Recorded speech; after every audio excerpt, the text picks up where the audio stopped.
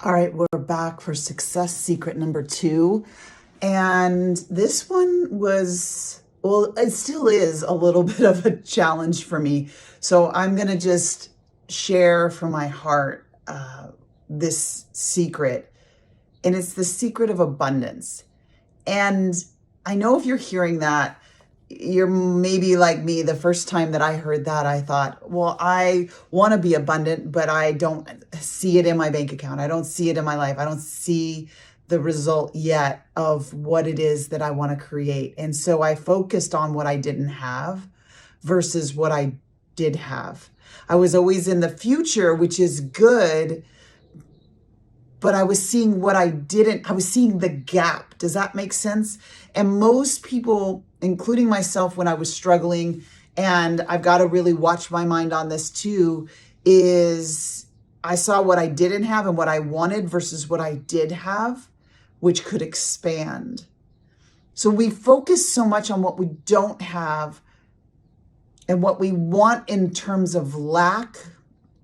Tomorrow, we'll talk about vision and how you can show your brain to believe it before you actually see it. And there's a process for that. But abundance is this internal knowing that what I have will expand, that there is abundance. And so how do you start with this? I'm a practical step-by-step person. So I'm like, what do you mean abundance? I can't just sit on a rock, put my fingers together and feel abundant and feel the vibration. Like, how do I train my mind to stop seeing the gap? That's what we need to understand in this secret.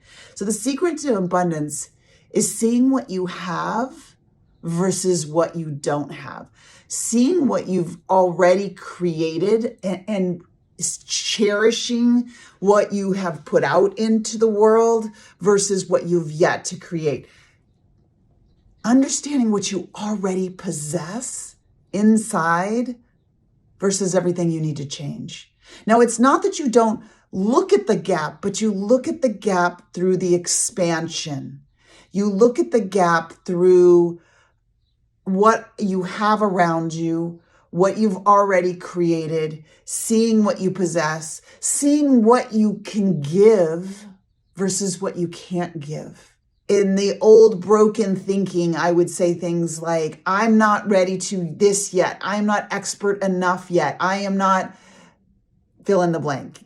I'm not perfect yet. I'm not ready yet. I'm not expert enough yet. Fill in the blank for you. Whatever it was for you, that was the thing. I would see what I couldn't give yet versus what I already had to give and starting to give from that cup.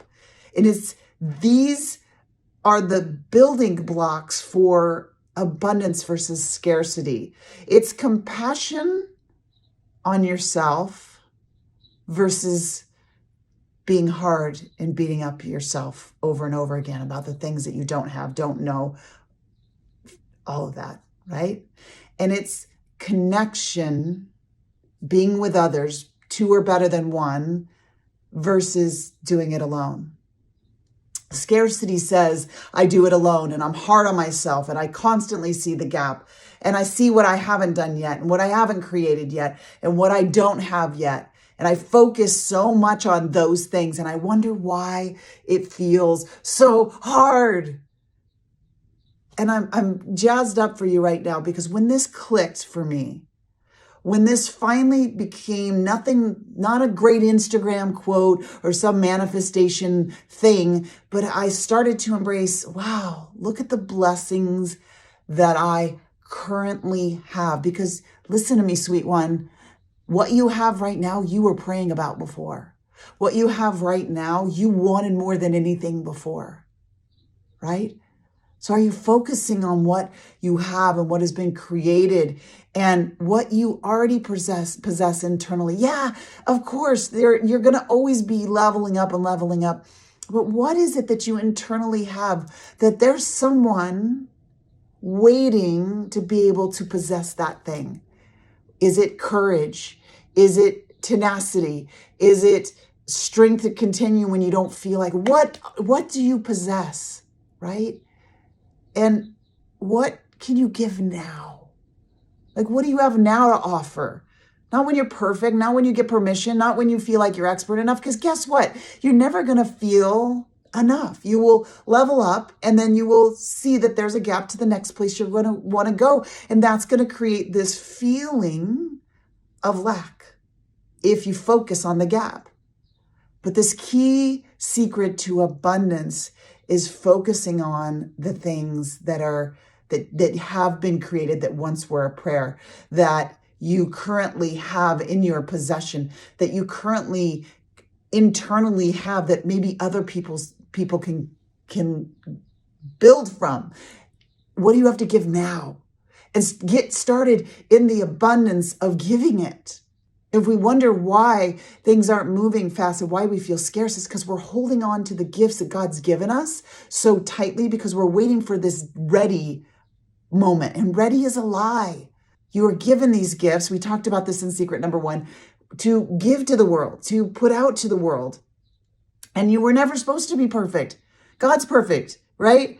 But we're supposed to give the things that we have possession of.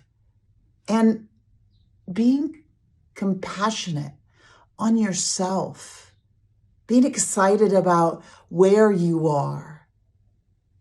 Now, the interesting thing is the way God's created the world is when you are thankful, when you are in the moment of understanding what you have and you're focused on the giver, then more is given to you. But when you're focused on the gap, more is taken away, meaning more, you spin out more. You remember what your brain has to believe it in order for you to see it. And your brain only believes it by repetition. And if we're focused on the gap, we're repeating the gap over and over and over again. Guess what you're going to get more of? The gap. So you either get the gap or you get abundance, but you can't have both. Choose today what you will focus on. What do you have now?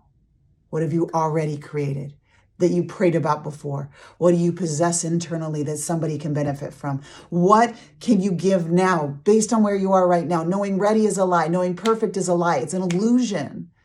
There are people waiting for you to put that out into the world. These are the ingredients of abundance. So, in connection to others, we get sown this lie that I have to do it on my own and figure it out, and then I can connect with others.